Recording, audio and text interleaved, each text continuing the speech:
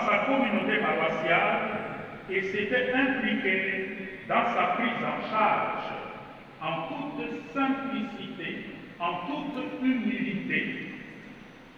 Plus d'une fois, on les a vus, lui, son épouse et ses enfants, pieds nus, balayant l'église, la maison de Dieu. Homme de prière et d'un profond respect pour le prêtre, il organisait la prière en famille. Homme politique de haute facture, Chérubin s'est nettement distingué de la médiocrité générale qui gangrène souvent l'élite de notre pays, la classe politique de notre pays.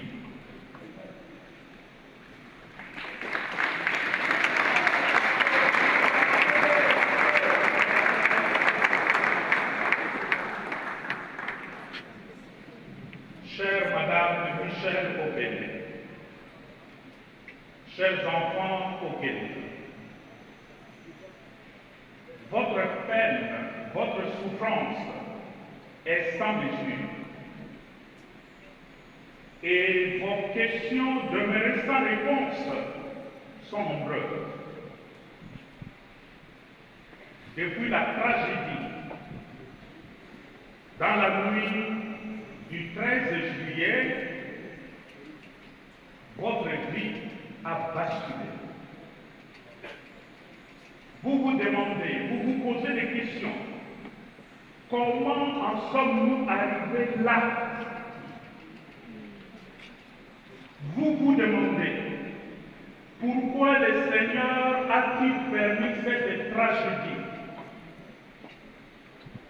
Et tant d'autres questions encore que vous continuez à vous poser. Mais hélas, vos questions, vos interrogations semblent se heurter à l'indifférence totale de ceux qui ont pourtant reçu la mission de protéger les personnes et de rendre justice. Votre souffrance les laisse indifférentes. La conclusion incompréhensible à laquelle est parvenue l'enquête est la preuve suprême, s'il y en avait encore besoin, que la justice de notre pays est vraiment malade.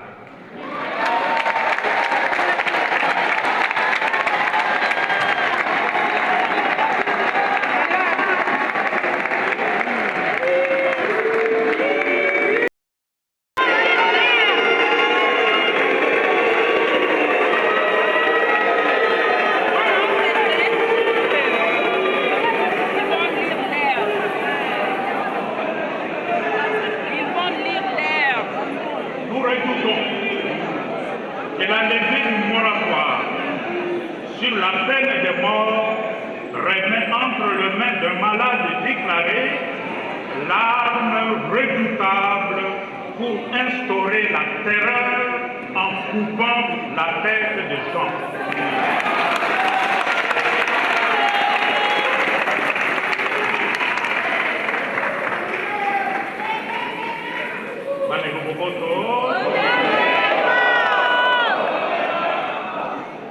L'Église catholique est foncièrement contre la peine de mort.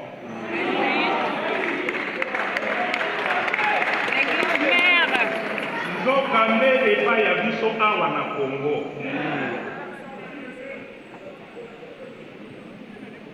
Bayebisi biso polele te justice ya biso na Congo ezali malade.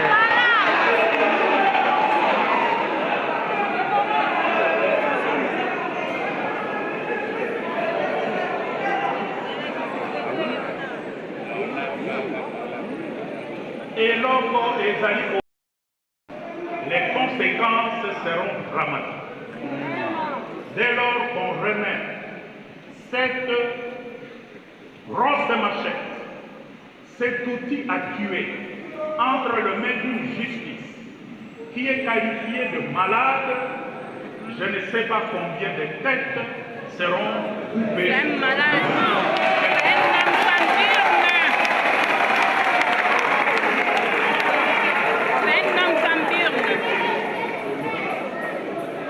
Chers frères et sœurs dans le Seigneur, cette célébration eucharistique nous offre l'occasion de nous remettre à Dieu, afin qu'il change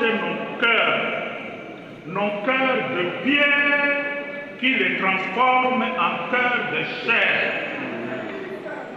qu'il nous donne un cœur sensible à la grâce au Seigneur notre Dieu.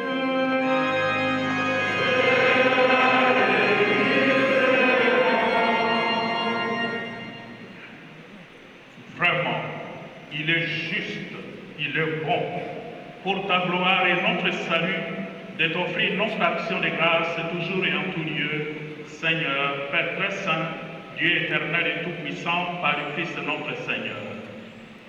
C'est en lui qu'a resplendi pour nous l'espérance de la résurrection bienheureuse. Et si la loi de la mort nous afflige, la promesse de l'immortalité nous apporte la consolation. Car pour ceux qui croient en toi, Seigneur, la vie est transformée, elle n'est pas enlevée. Et lorsque prend fin leur séjour sur la terre, ils ont déjà une demeure éternelle dans les cieux. C'est pourquoi, avec les anges et les archanges, avec le puissance d'en haut et tous les esprits bienheureux, nous chantons l'hymne de ta gloire et sans fin nous proclamons. À Dieu, dans l'espérance de nous retrouver un jour, lorsque l'amour du Christ victorieux de tout mal triomphera de la mort. Recueillons-nous en pensant à tout ce que nous avons vécu avec Chéribin, à ce qu'il a été pour nous, à ce qu'il est pour nous, à ce qu'il est pour Dieu.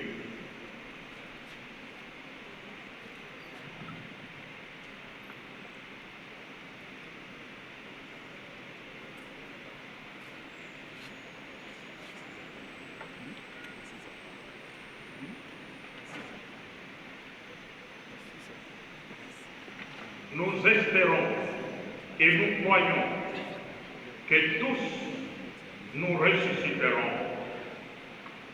en signe de cette foi en la résurrection. Je bénis ces corps.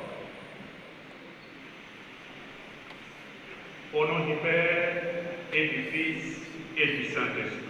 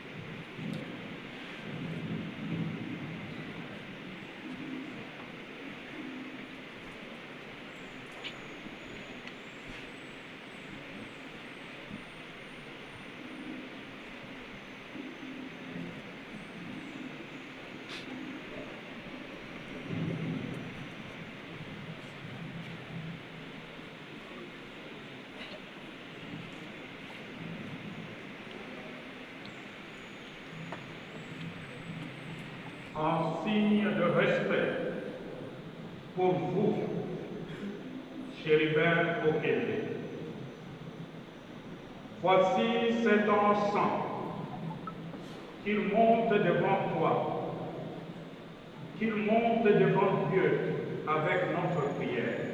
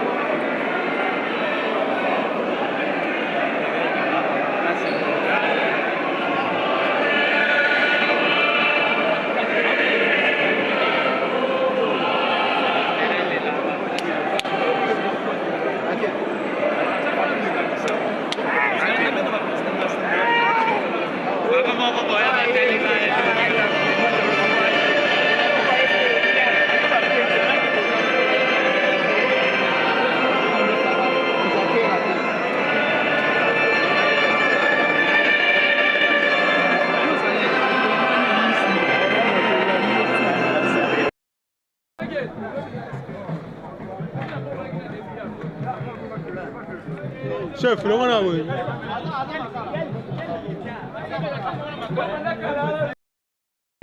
Humaine à toi. Dans ta bonté, accorde à notre frère Chérubin Okende de parvenir par ces sacrements jusqu'à la table où le Christ le convie dans l'éternité. Lui qui vit et règne avec toi pour le siècle des siècles.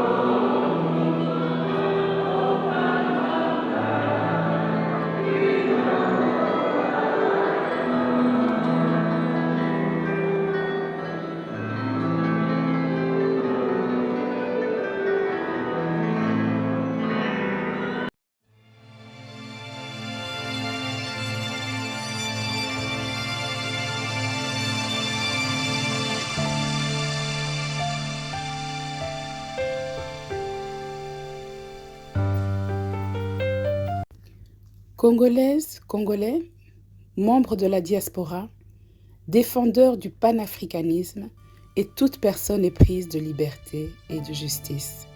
L'heure est grave. Notre mère patrie, République démocratique du Congo, vit aujourd'hui les heures les plus sombres de son histoire.